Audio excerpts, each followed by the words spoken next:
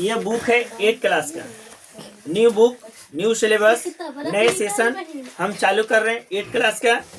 First chapter, जो chapter का नाम है परिमेय संख्या। क्या नाम है?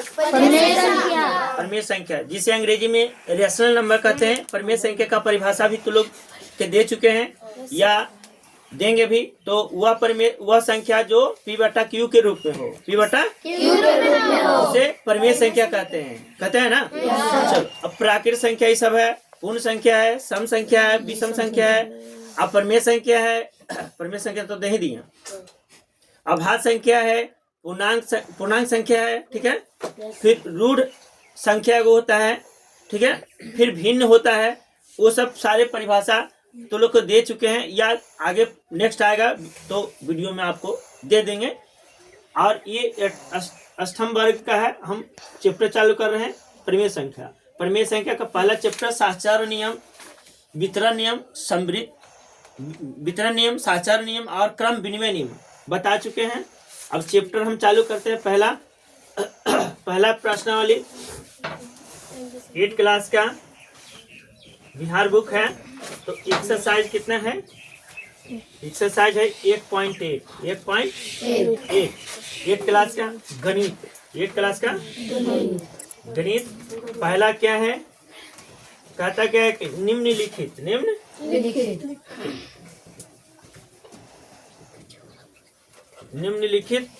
प्रत्येक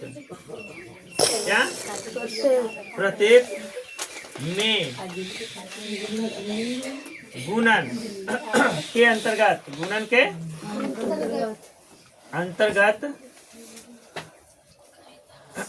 अंतर्गत उपयोग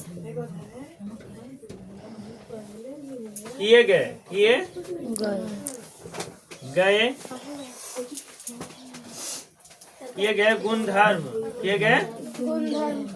गुणधर्म का नाम बताइए। बताइए रे। ये लल्ला मेरे, थोड़ा सा शांत रहो और देखो यहाँ समझो। पहला प्रश्न है, हम 3 को बताए थे गुणधर्म। पहला समवृत्त नियम बताए थे ना, साहचर्य नियम और क्रम विनिमय नियम। उसमें से कौन सा ये चीज है, ये तुमको बताना है। तो -4/5 गुना 1 है इज इक्वल टू 1 गुना -4/5। कौन से नियम पर ये है? कौन से गुणधर्म पर है ये? गुणात्मक तत्समक।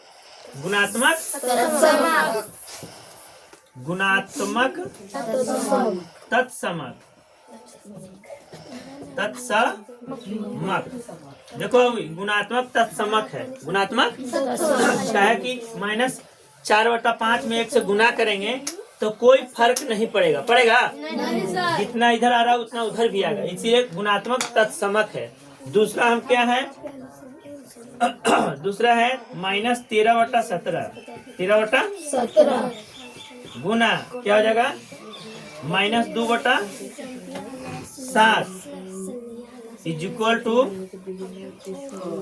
-2/7 गुना -13/17।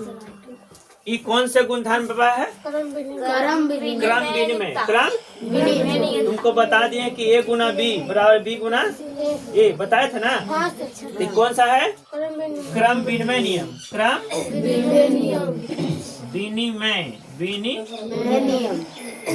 गुणधर्म कहेंगे, गुणधर्म कहेंगे।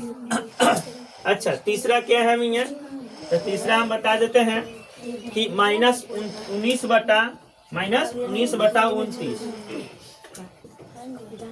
गुना 29/-19 बराबर 1 है। अभी कौन सा गुणधर्म है बताओ? ऋणात्मक प्रतिलोम। क्या? गुणात्मक प्रतिलोम।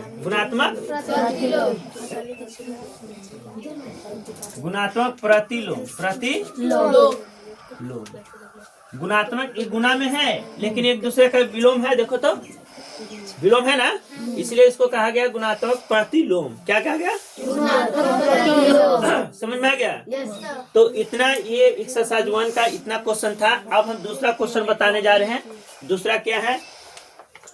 दूसरा है मैया देख लो, बताइए कौन से गुणधर्म की सहायता से आप 1/3 गुना 6 गुना 4/3 को क्या कर रहे हैं?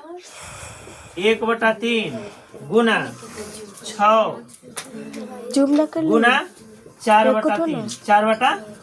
देख बाबू, इकट्ठी जो कोष्टक में था इकट्ठी है, इसको जो है 1/3 गुने 6 किया ना, 4/3 को बाहर कर दिया।